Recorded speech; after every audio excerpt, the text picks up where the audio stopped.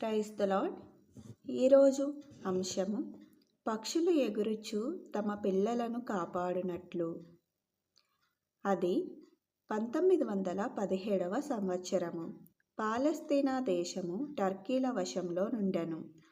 పాలస్తీనా దేశమును విడిపించుటకును దానిని యూదులకు అప్పగించుటకును తలంచిన బ్రిటిష్ ప్రభుత్వము ఆ బాధ్యతను సైన్యాధిపతి ఏలెన్బీకి అప్పగించిరి.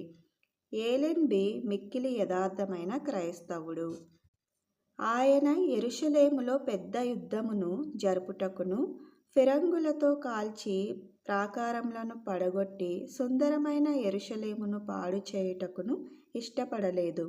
కాబట్టి తన గుడారంలో మోకరించి, ప్రభువా, యుద్ధము లేకుండానే విజయమును అనుగ్రహించుము, బాంబుల సహాయం లేకుండానే ఈ పట్టణము పట్టుకొనుటకు మాకు సహాయము చేయుము అని ఆసక్తిగా ప్రార్థించెను.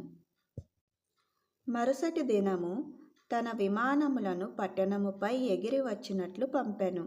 అంతవరకు ఎన్నడూ విమానమును చూడని టర్కీ దేశస్థులు బహుగా భయపడి పట్టణమును విడిచి పారిపోయిరి.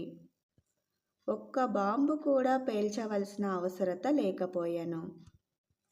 పక్షులు ఎగురుచు తమ పిల్లలను కాపాడునట్లు సైన్యములకు అధిపతియగు ప్రభువు యెరూషలేమును కాపాడెను.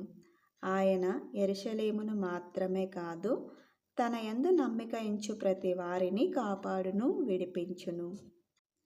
యాకోబు, ఇశ్రాయేలు, వీటిని జ్ఞాపకము చేసుకొనుము.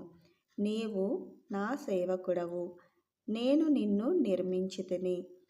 ఇశ్రాయేలు, నేను నిన్ను మరచిపోజాలను. యెషయా 44వ అధ్యాయము 21వ వచనం. విన్నారు కదా, ఇది ఎప్పుడో జరిగిన సంఘటన.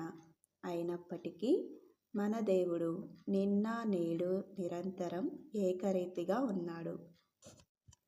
మనం నమ్మికతో ఆయనను ప్రార్థించినప్పుడు మన ప్రార్థనలకు జవాబిచ్చేవాడై ఉన్నాడు. తల్లి గర్భములో మనల్ని నిర్మించుకున్న దేవుడు మనల్ని ఎన్నడూ మరచిపోడు. పక్షులు ఎగురుచు తమ పిల్లలను కాపాడునట్లు ఆయన మనల్ని కాపాడుకుంటాడు. మన ప్రార్థనలను విని మనలను కాపాడుచున్న మన తండ్రికి, దేవాది దేవునికి మహిమ కలుగునుగాక. ఆమెన్.